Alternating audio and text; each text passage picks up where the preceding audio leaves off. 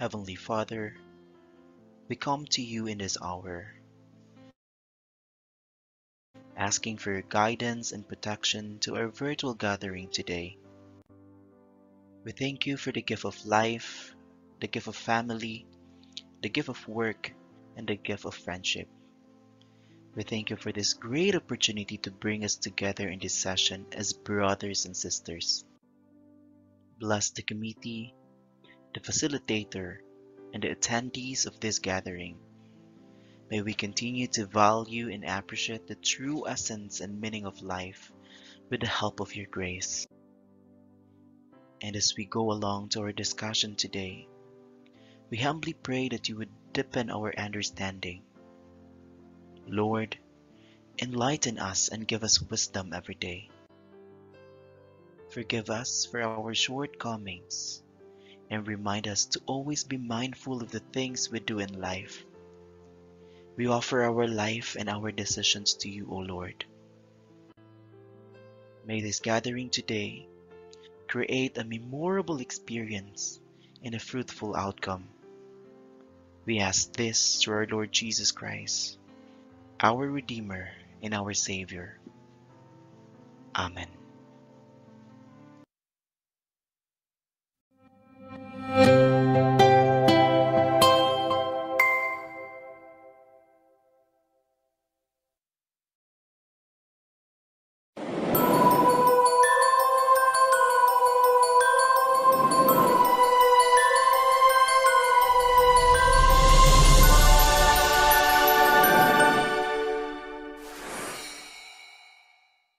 Hello everyone, a warm welcome to today's session hosted by the Dr. Mariano C. Lau Innovation Creation and Invention Laboratory.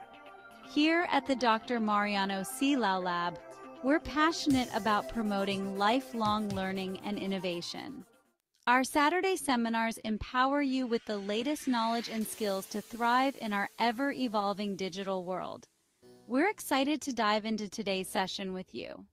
We have an engaging and informative program packed with insights and practical strategies you can apply in your professional and personal lives.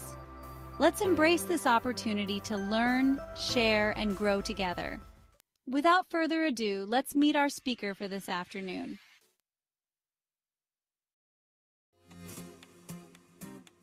Davey Marshall.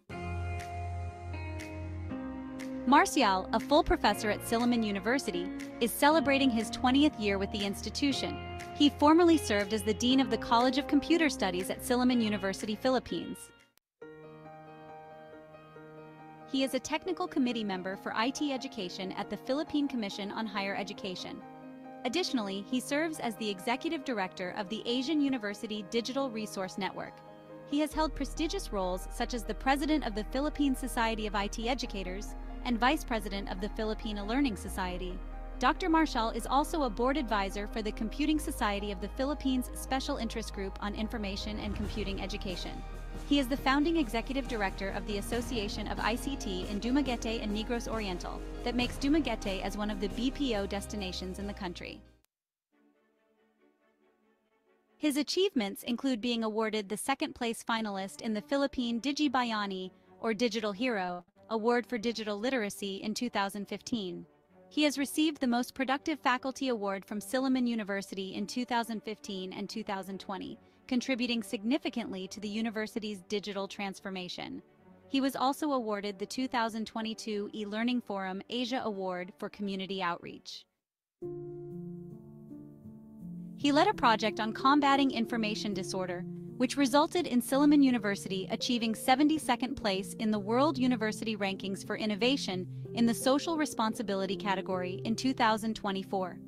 His research interests encompass educational technology, local knowledge computing, and digital trust, leading him to secure various local and international research grants.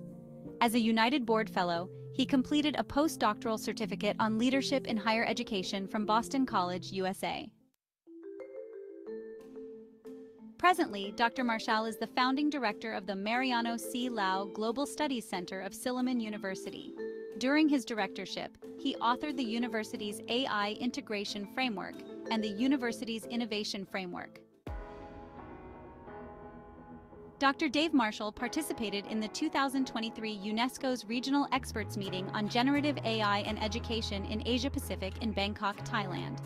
He was also invited to the United Nations Philippines National Stakeholders on Ethical Artificial Intelligence, or AI, in 2023.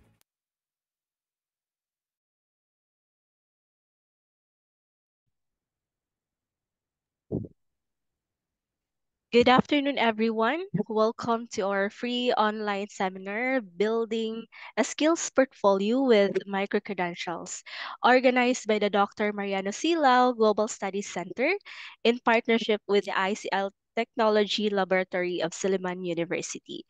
Thank you for joining us today. We are excited to help you explore how micro credentials can strengthen your skills and boost your career potential.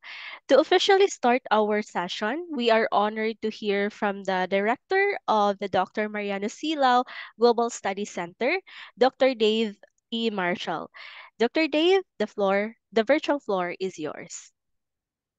Thank you, Missy, and good afternoon to everyone. And thank you for joining us today or this afternoon in particular, as we will be navigating again the potential of micro credentials from the perspective of the students. I am looking at the number of participants here. I understand that these are a variety of second year, first year, third year, and fourth year. I just want to know who among in the participants are graduating, hopefully graduating this May. Just give me a thumbs up. Participants who are graduating this May. None? Okay, none. Participants who will be graduating in the 2 years' time, in the next 2 years. So most probably you must be second year. Anyone from the second year level? None? What about in the next 3 years? Give me a thumbs up for two students who will be graduating in the next 3 years. In the next 3 years? Okay. What about the others? The others are just logging in and then they just sleep. No? So, why I asked you that because my discussion is basically preparing you in the job market. So our discussion for this afternoon is relatively new, new innovations when you apply for work in the next few years. So building a skills portfolio with micro credentials for students. In the next few minutes, I'll be talking about the job market, the skills portfolio, and then I'll turn over the screen to Missy, who will be sharing with you what is a micro credential, and we will do some wrap up as part of the summary in this webinar. Okay. I just wanted to know that if the participants are not really sleeping, just give me a heart, a thumbs up, or any emoticons, just to give me peace of mind that you are not just there parking your account and sleeping. Okay, okay, okay, that's good. I see some thumbs up and heart, and some of you are oh yes, Neil Pakunla graduating this May. Okay, nice one. Okay, that's great. That's great. Okay, thank you for that. Thank you. And for those who message that they are graduating this May, I will include you in my prayers that you will really graduate in May. No? Okay. Okay, so let me proceed. Uh, Could you answer? Any one of you here could answer on the chat box. How do you prepare yourself to be competitive when applying for work after graduation? How do you prepare? Like, sorry, we're not thinking that way because what we want is we want to graduate. Okay. But what about those who will graduate this May? What are your preparations? Most probably by August or towards the end of this year for those who will graduate by May. How do you prepare yourself? What are your preparations in the coming months or in the coming years when you apply for work? Anyone? How do you prepare yourself? How do you prepare your credentials, in other words? Just type anything on the chat box. Or if you like, you can talk. You can raise your hand and you can talk and tell us some of your preparations.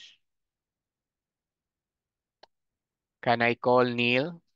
Neil Ivan Pacunla, being the one who first messaged on graduating this May. What are your preparations, Neil? How do you prepare yourself? How do you prepare your credentials so that if you will apply to me as, or if you will apply to the others as employer, we can say that you are competitive enough.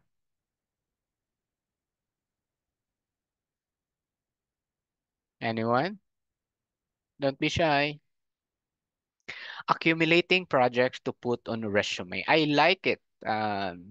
Is that Liben or Liben, Chris?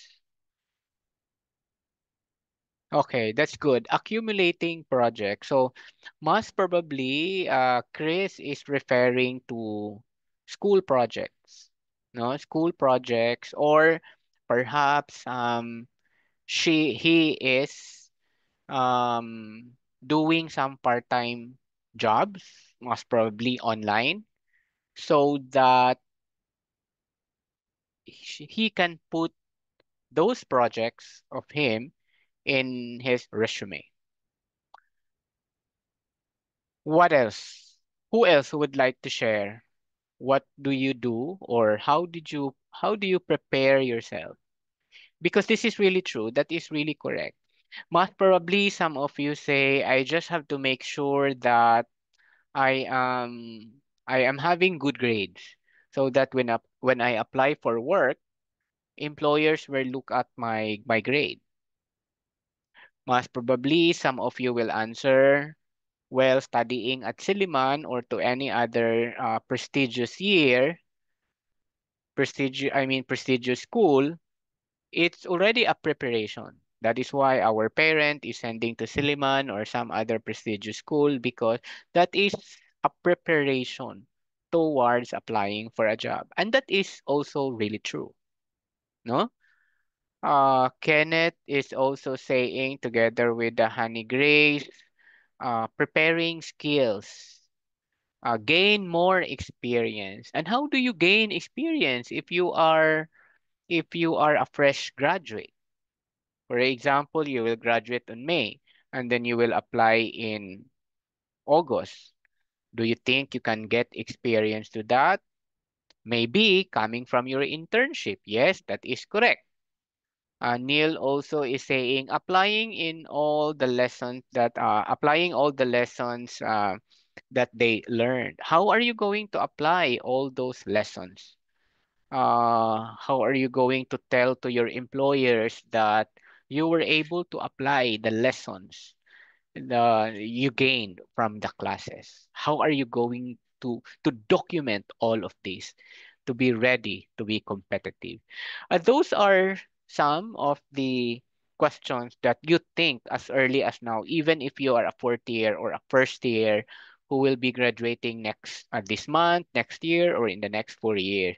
You always ask, you should always ask yourself, are you prepared? Are you prepared? Are you prepared to work? If you're graduating by May, are you prepared to work? In the next 4 years, do you think are you prepared to work? No? Questions like, are all the lessons learned from your 4 year or 5 year degree equipped you with the skills needed in the workplaces? Most especially that many of the workplaces right now are into the so-called Industry 5.0. Are you ready to work in an Industry 5.0? An Industry 5.0, this is a description that describes to the shift from concentrating on economic to societal value, which a shift from welfare to well-being. Perhaps you will say with me, sir, I am a librarian, or sir, I am a psychology. Well, I don't need to be AI ready because the nature of my degree, we don't have computer skills. But I'll tell you, dear student, that is a wrong perception because whether you like it or not, you will work, and in the workplace, there is always AI, there is always technology. And the question is, are you ready with that? Industry 5.0 is characterized by all of these: human-centric, there is technology integration. Industry 5.0 can sustain the nature of resiliency that we have.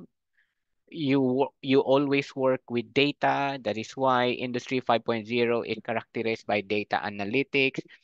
In an Industry 5.0, there is a so-called automation. There is a so-called digitalization. There is always digital aspect. Even perhaps if you are a psychologist doing the psychology work, or if you are in the social work, you are in the social sciences, there is always technology. It is very wrong to say that we don't need that.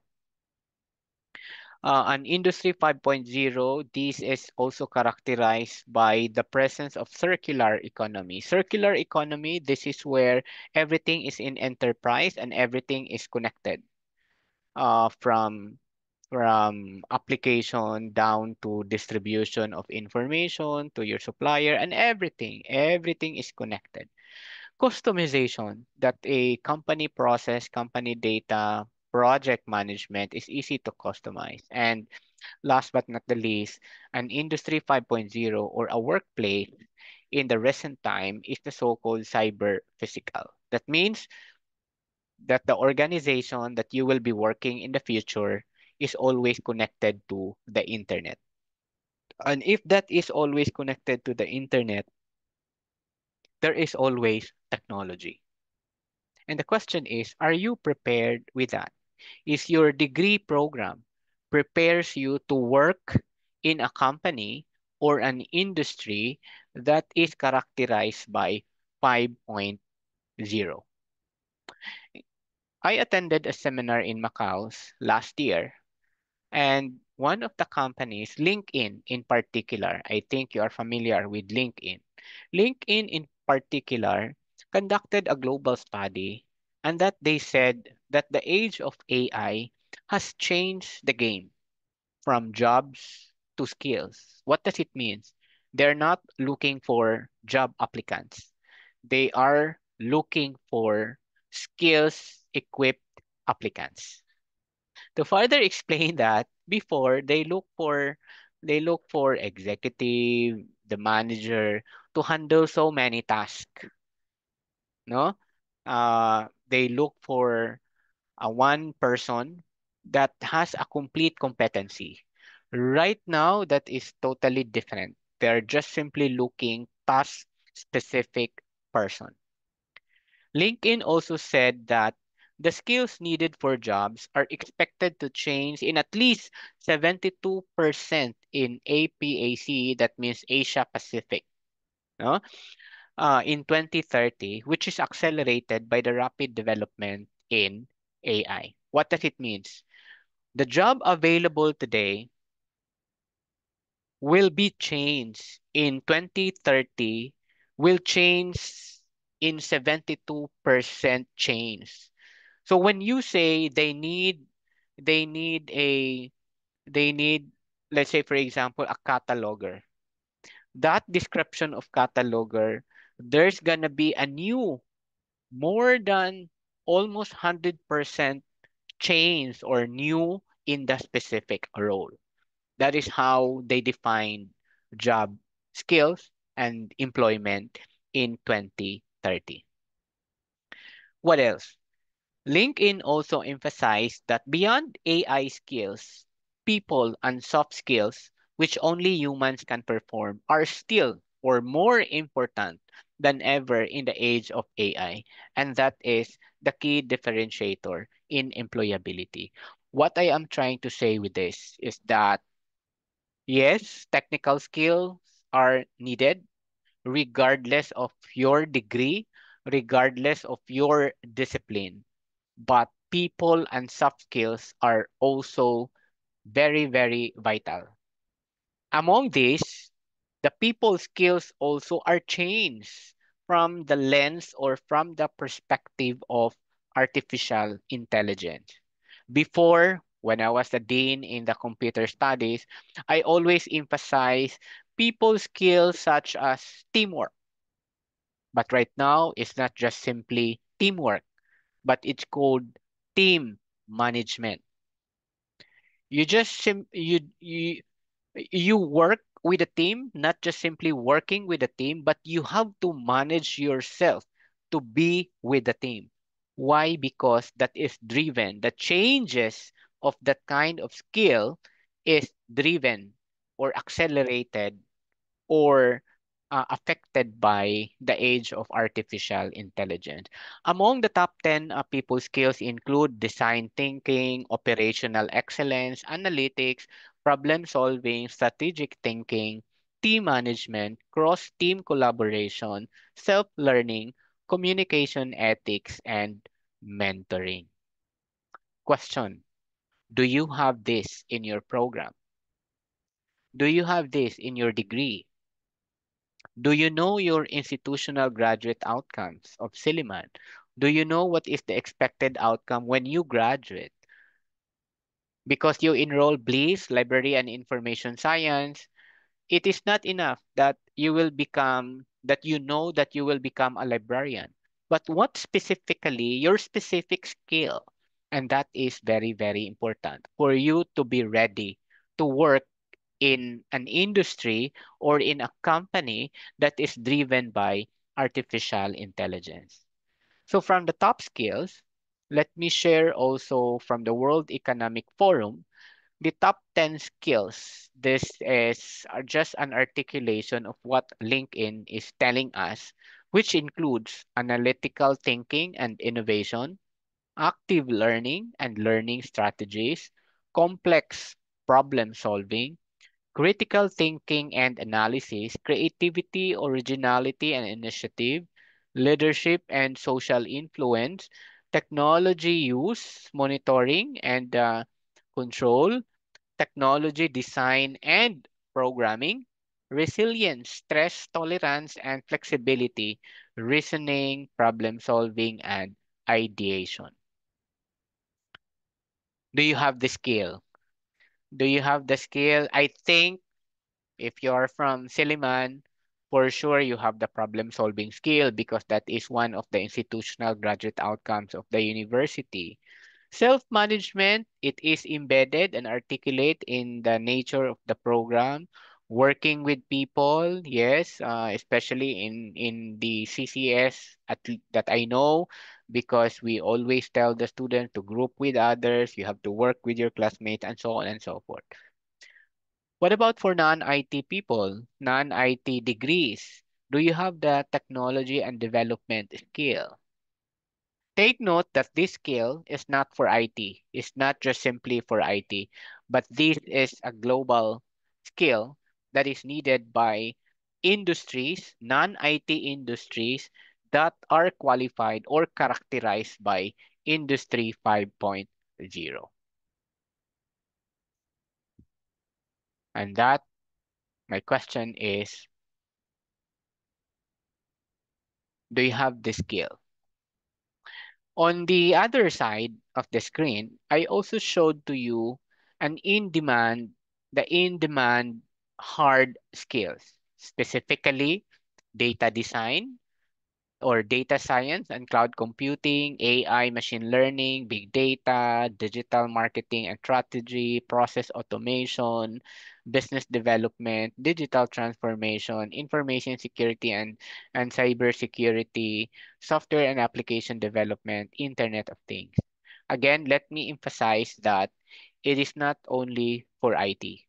There are many non-IT companies that they hire graduates who is at least can understand what is a big data, who is at least can define what is information security, or a business graduate who can explain and describe what is Internet of Things in relation to business processes. All these things. And again, the question is, do you think you will gain all of these skills from the degree program you are currently enrolled in?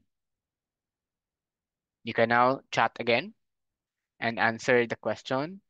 Do you think you will gain all of these skills that I listed, soft skills, the hard skills, the people skills, um, from the degree program that you are currently enrolled in? As in all.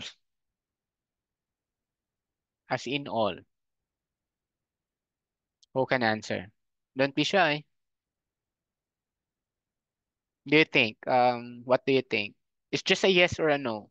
Don't worry. I will not tell your teachers if I know you. Yes or no? Just be honest lang. That's only your perception. Do you think in your program or in your degree, in the course that you are enrolled in, do you think all of these skills is part in your course or is part on your curriculum? Yes or no? Don't be shy. Yes. Okay? Yes. As in all, Christophel, is there a subject that will tell you about process automation? Do you have a subject about machine learning? Do you have a subject about digital transformation? Do you have a subject about resiliency management? Huh? Most probably, some of you will say partly because, and that is acceptable answer. Answering a no to this question is a practical answer. Why? Because a degree program is a formal degree program. It will need 4 years. You will need 4 to 5 years for some suma 10 taon, to gain all of this experience. But take note, the discipline is also focused. It cannot be, it cannot, it cannot be all. Like on your screen, I posted the hard skills there. For sure, if you are a BLIS student, you don't have all of this. And if you are a business or if you are an education student, for sure you don't have the hard skills that I showed in there. Most probably you only have office productivity tools. What about complex problem solving? For sure you have that. So it's okay to say no. It's okay to say no because the degree program that you are currently enrolled in is focused on a certain learning outcome. But what is not okay if you will just be too dependent on your degree program for you to be complacent that you are competitive in applying for job. Take note that there are thousands of graduates every May. I'll tell you, for IT alone, there are thousands of graduates. And what should be your strategy for you to be able to be competitive when you apply for job?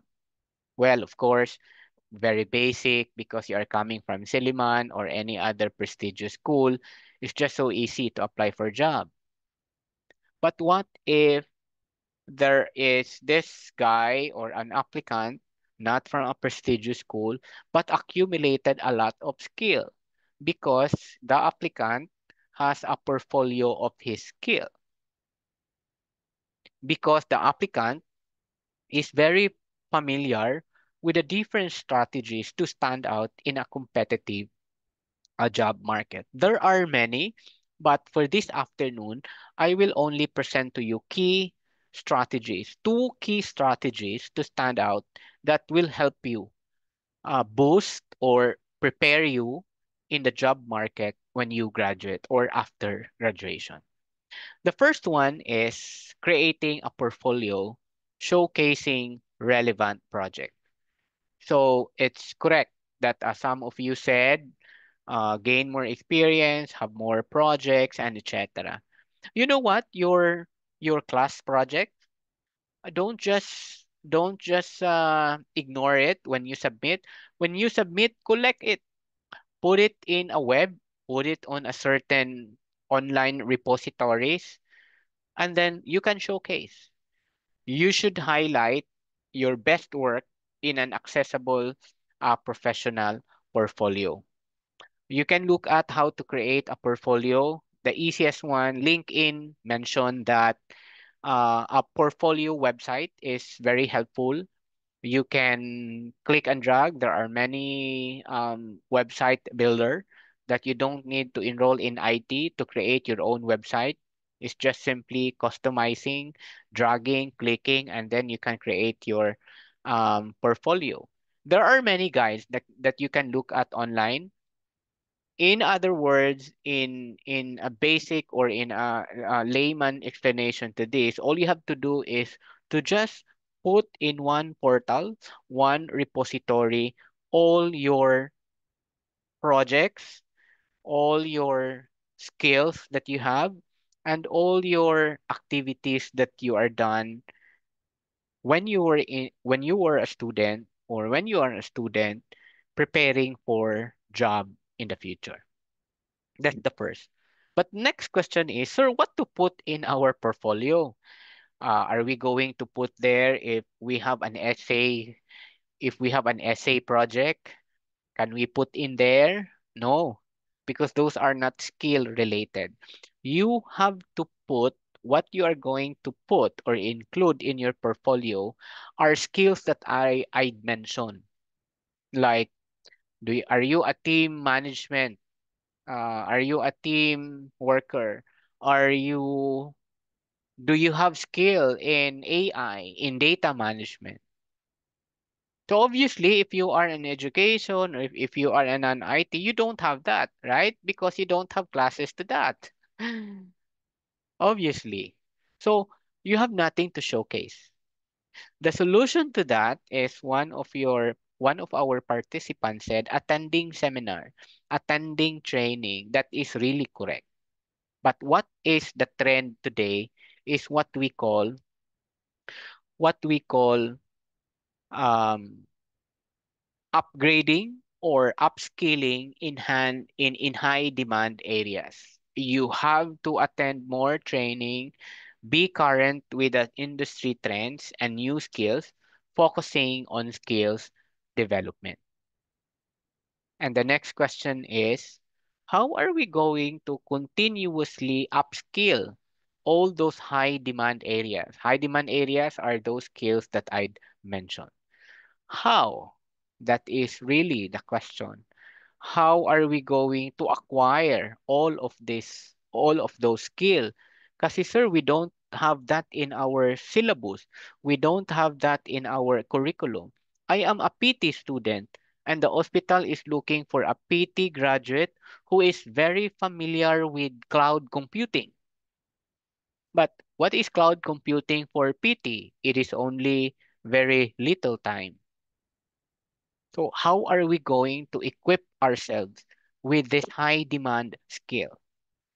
There are many ways. There are many ways, but for this afternoon, oops,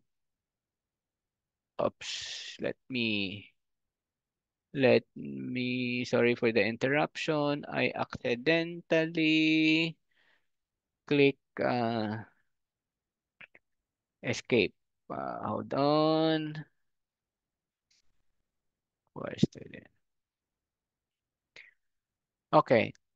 For this afternoon, I'll be sharing only one of the strategy for you to upskill with the high demand skill is the what we call leveraging or using online platform to gain to acquire your skill through micro credentials and certifications.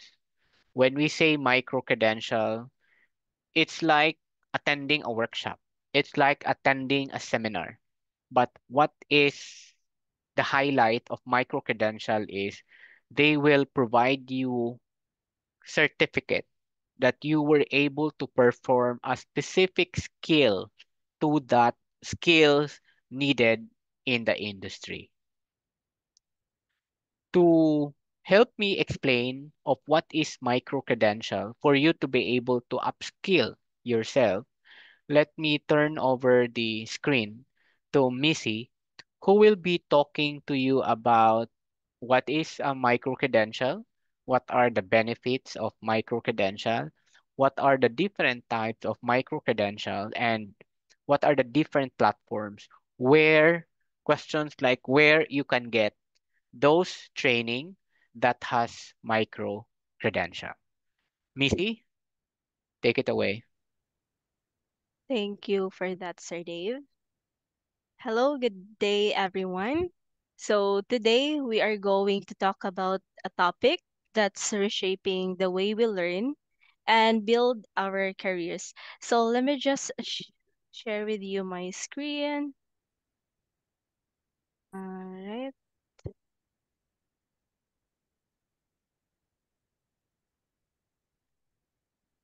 Okay. Are you able to see my screen right now, everyone? Yes. All right. Thank you. So, hi again. Good afternoon, everyone. So, today we will talk about what is micro credentials. Okay. So, what are the expected outcomes for today's session?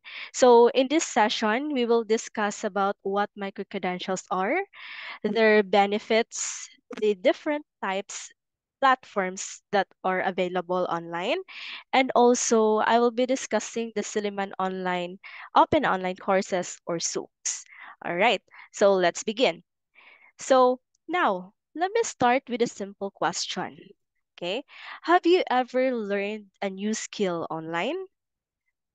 Anyone? We are 56. Have you ever learned a new skill online? Like you are enrolling a specific online course, just for example, digital marketing, social media management. Any one of you? Yes, Kyla. Mm-hmm. So, yes, Kyla, what specific course did you enroll? Did you enrolled in? How about how about the others? Mm-hmm.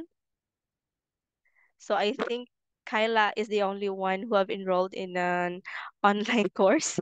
No? So anyway, so there's a lot of courses offered online, no?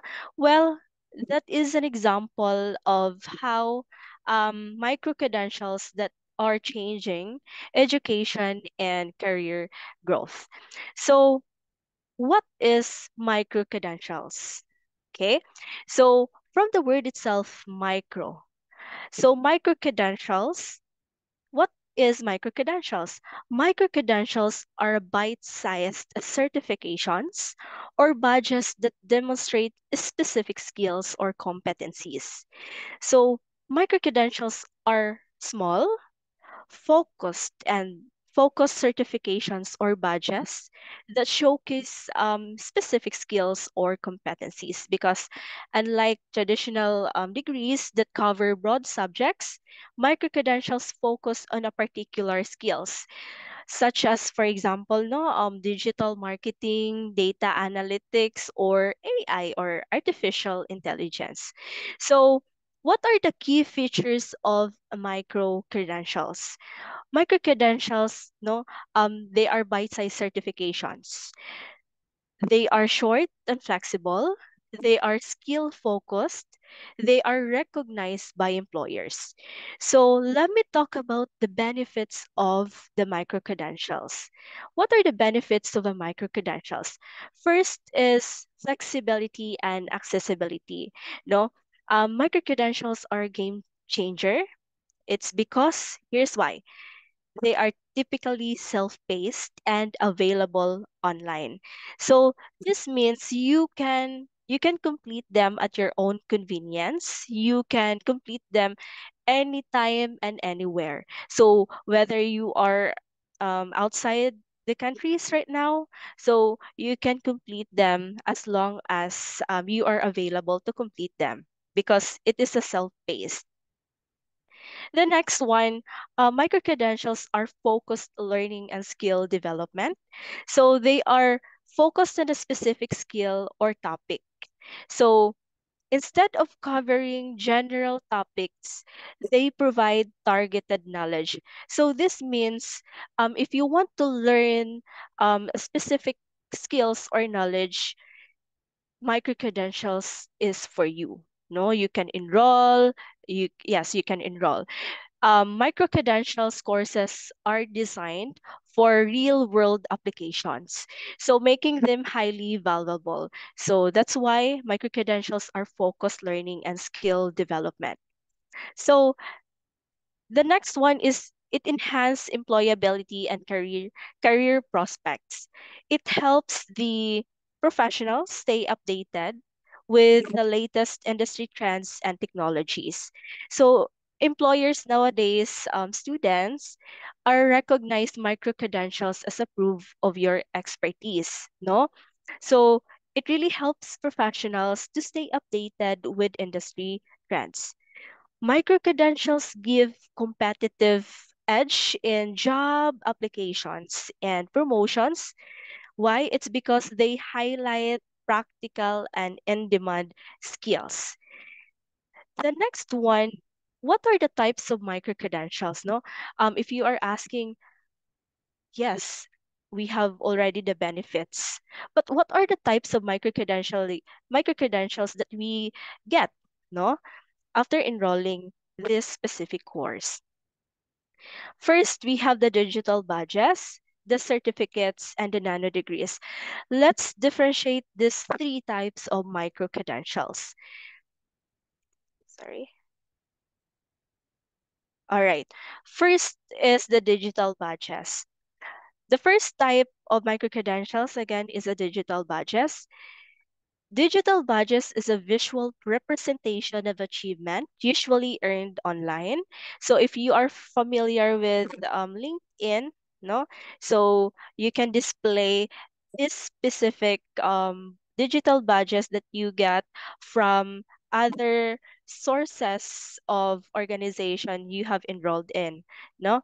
So it is a tangible representation of an individual's competencies and skills, sometimes called open badges or virtual badges. So um, here are the examples of a digital badges.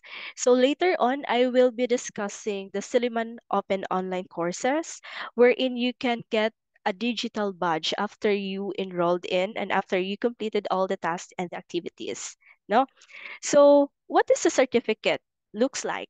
So this is an example of a certificate. So what is a certificate?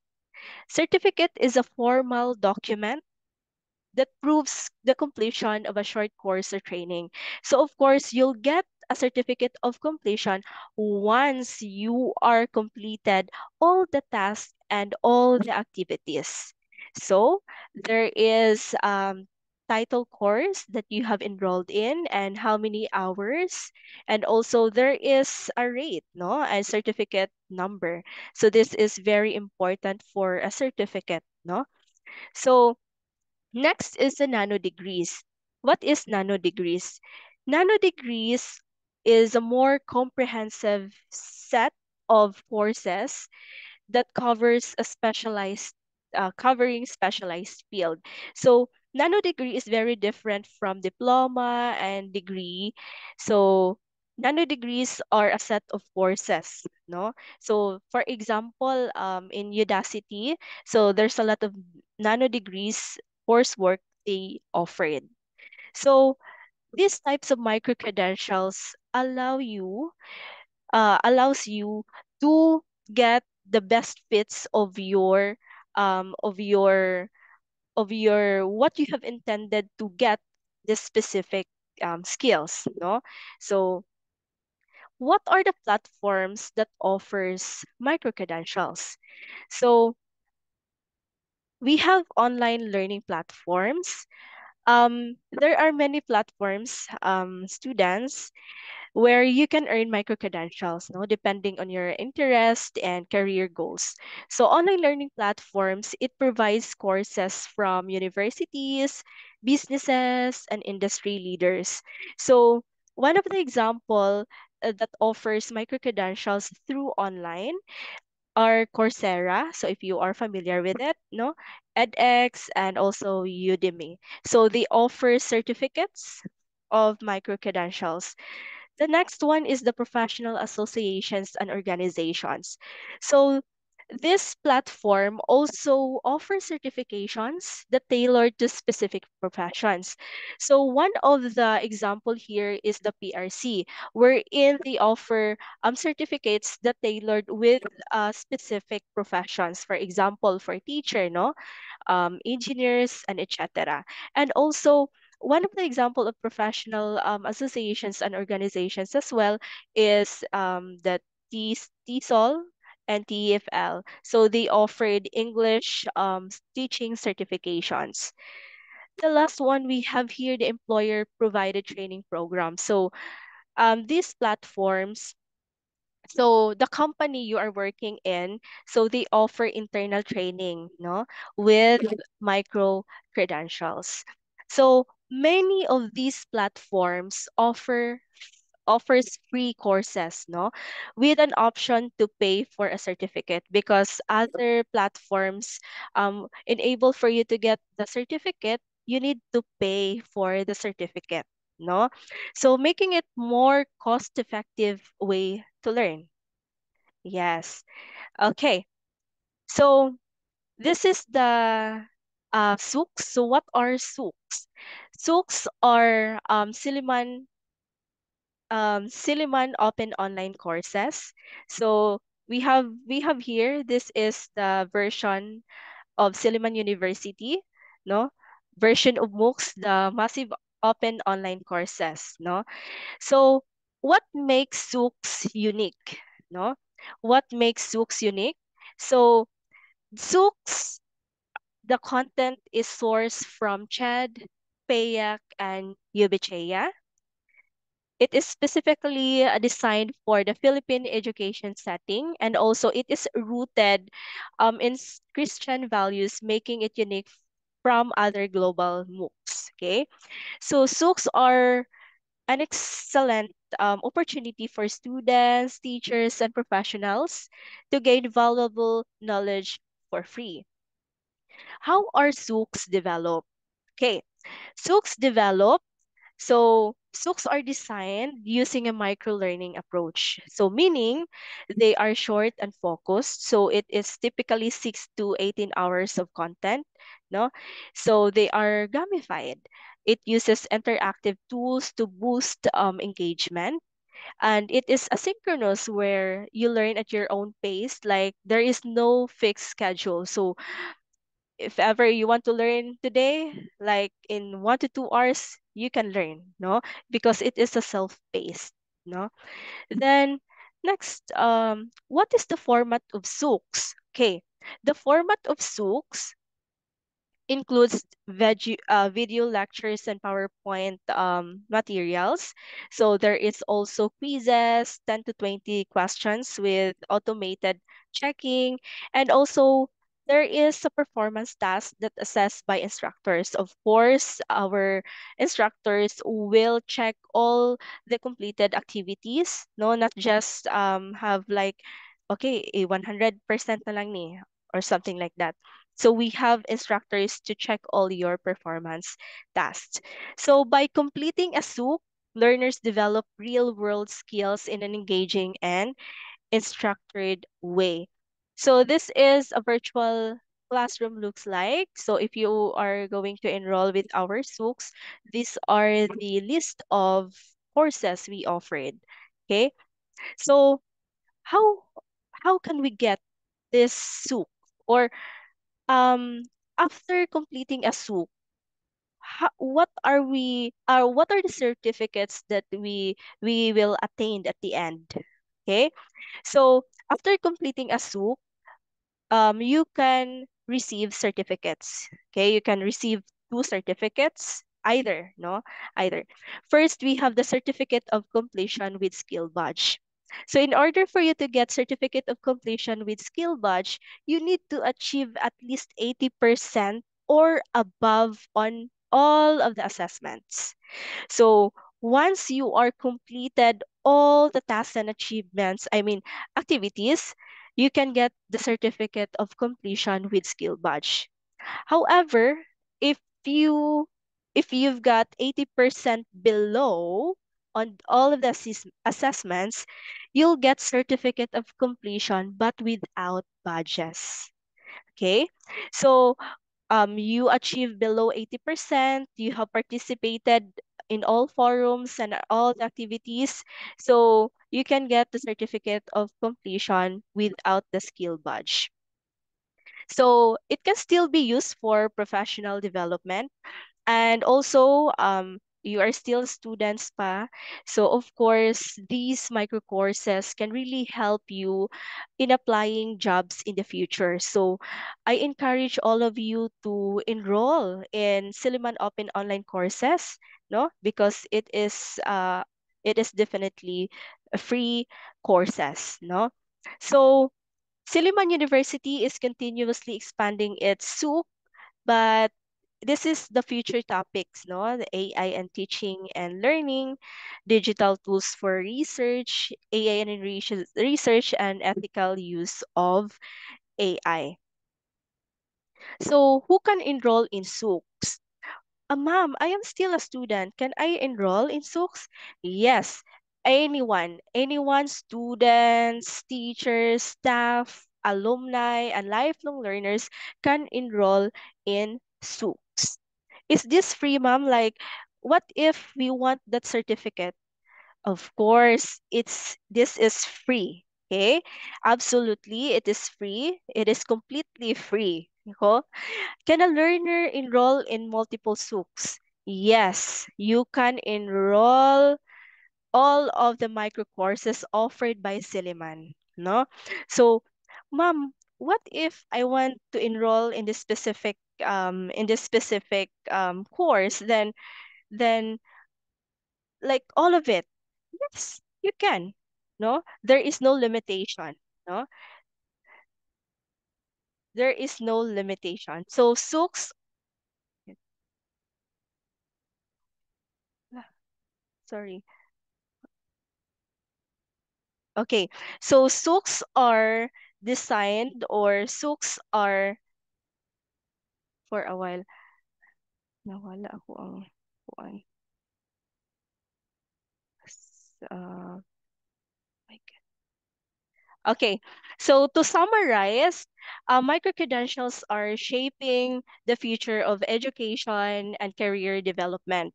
So they provide flexibility, they are industry-relevant skills, and it offers career growth opportunities.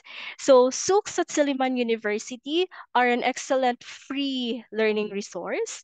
So it allows anyone to develop skills and earn valuable certifications.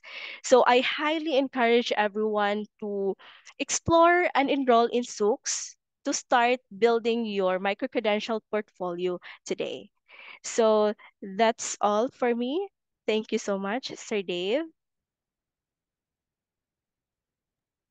Thank you, Missy. And what Missy is highlighting is basically giving you idea that at Siliman, we are helping students to bridge the gap and the missing skill that will prepare you that you can comply and so that you will be equipped when you graduate from your chosen career or chosen discipline. While Missy was mentioning that it is free, take the advantage because it is free for now, but definitely it cannot be free forever.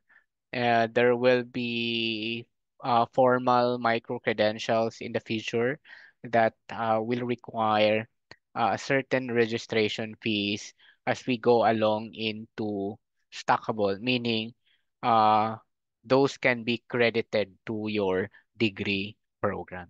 With that, we are about to end our discussion, sharing to you that a skills portfolio is a curated collection of a learner's competencies supported by concrete evidence such as micro-credentials, certifications, like mentioned by Mili, your project outputs in the class, and even the personal reflections. The true micro-credentials, a micro-credential as highlighted by Missy, this is short, focused learning modules that vary specific skills and that you and other professionals can systematically build your portfolio, make it available online. And micro-credential signals participants' readiness, adaptability, and commitment to continuous improvement, having a qualities, having the qualities that highly valued, highly recognized by many employers.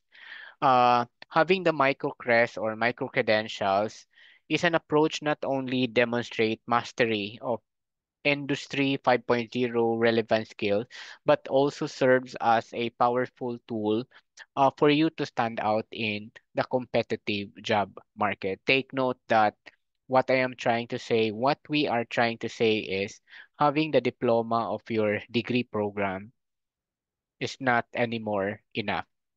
Unlike before, that if you have a diploma, that's fine. I have the 4-year degree. Right now, the companies, the organizations are always telling that your degree is just the minimum. And having the minimum are expected in a 4-year graduate. But the industry is wanted beyond the minimum. And the schools, the formal degree program cannot provide everything. That is why to fill in the gap, you need to learn other skills by or through micro credentialing. Micro credentials and skills portfolios can really bridge the academic learning and the real world needs, making you more visible, more confident, and more competitive when applying for jobs in a rapidly evolving digital economy.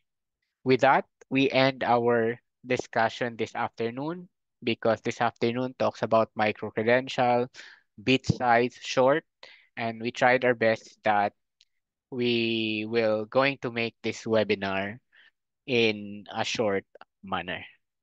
We are ready for questions if you have further clarifications and comments and suggestions about micro-credentials, skills portfolio, and others.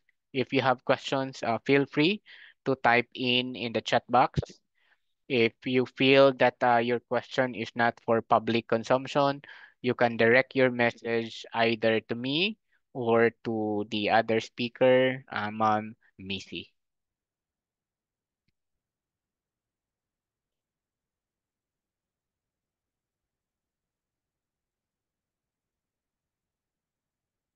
Mm.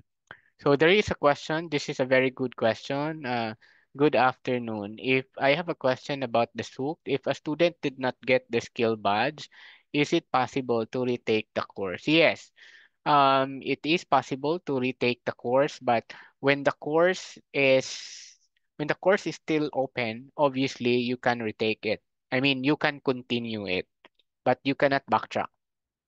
In other words, for example, if you are enrolled in multimedia production, for example, you're enrolled in multimedia production, it was offered last May or last year or last December, and then it will be closed actually by May. That means you still have time to comply, but you cannot anymore retake whatever you have taken. All you have to do is to wait for another period that the class or the SOOC, the course, will be offered again in the next school year.